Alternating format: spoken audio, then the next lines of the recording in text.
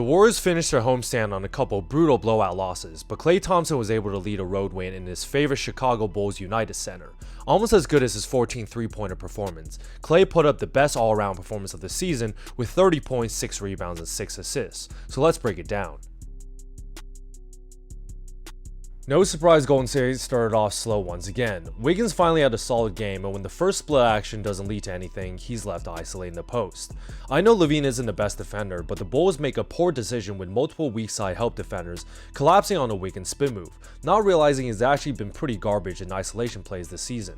LaVine also isn't exactly a mismatch, but Coby White completely rotates from the open weak side, so this becomes a smart decision to pass out to a wide open Klay for a corner tray.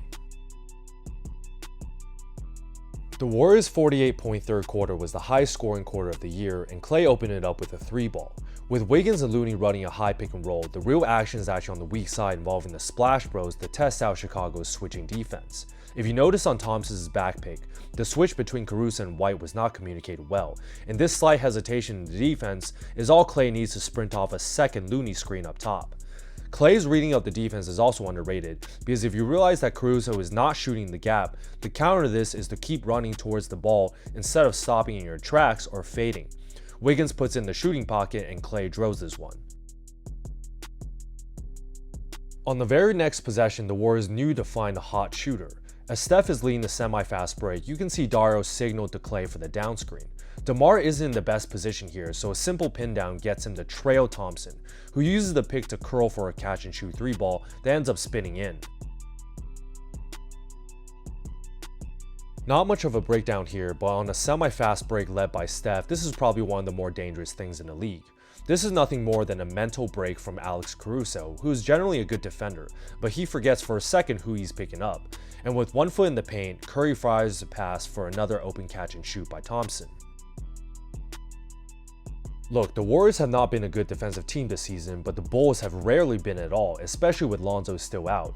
An empty side pick and roll with Steph to put Vucevic into action, and with the Bulls center hedging up high while waiting for the guard and Caruso to recover, look at all the attention Steph is drawing. He wasn't even having a good game yet, but with Coby White again committing the cardinal sin for a super strong help position one pass away off the hottest shooter in the game. He's not even completely open here, but by this point Klay mentally knows he's pulling up, and this is just a ridiculous heat check.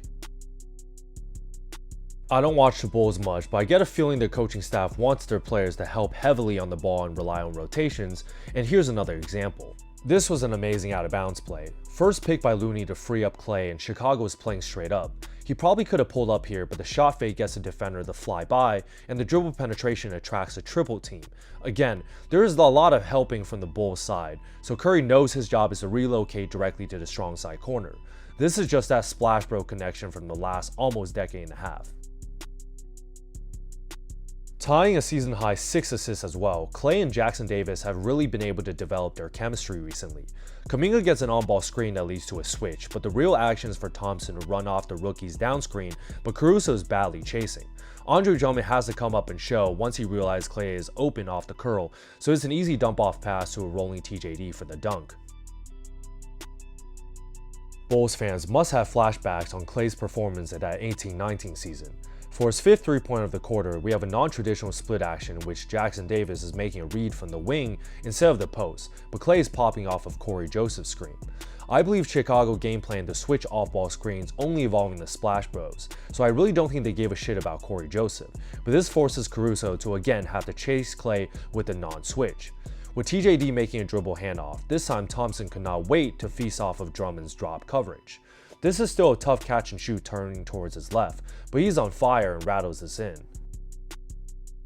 Thompson kept making plays off of his hot hand and embarrassing Drummond at the same time.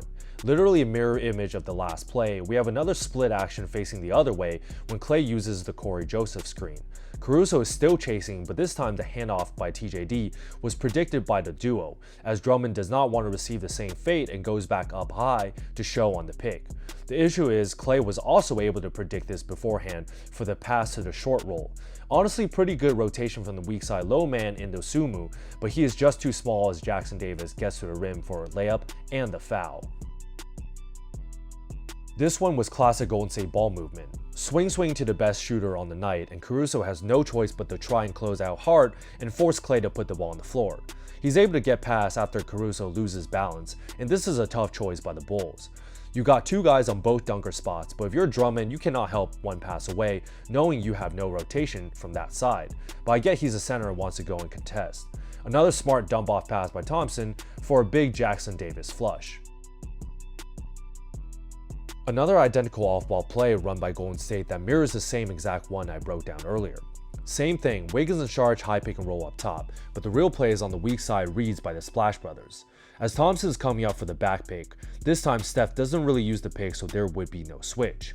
The second more important down screen is set by Sharge, and I want to highlight the same underrated skill set of reading your defenders when moving off ball. In the earlier play, Caruso was chasing, but in this play, Kobe White tries to cheat the screen by shooting the gap, so the counter by the shooter is to not curl, but instead stop in his tracks. This is a longer pass by Wiggins, but Klay is able to create way more space, and he knocks this big one down in the clutch. And to really ice the game, not much of a breakdown here, but you love to see a post ACL and Achilles Klay going on an ISO in the clutch. He beats a younger and quicker guard off the dribble and explodes for a finish with a probable foul from behind too. What a game from the vet in Chicago. There you guys have it. With Golden State putting up pathetic performances lately at home, they finally did not choke a fourth quarter lead by executing down the stretch. With Klay playing better recently, he was able to rediscover a past experience by traumatizing Chicago Bulls fans once again, 5 years later at the same United Center where he set an NBA record 14 threes. Even though he started off slow, Thompson finished with 7 threes and a 30-point performance on an efficient night, while grabbing 6 boards and making a few nice plays and passes off the dribble. An important all-around game to kick off the road trip. Tomorrow will be a tough back-to-back at Milwaukee, but you never know. If you guys like this breakdown, like and subscribe to see more.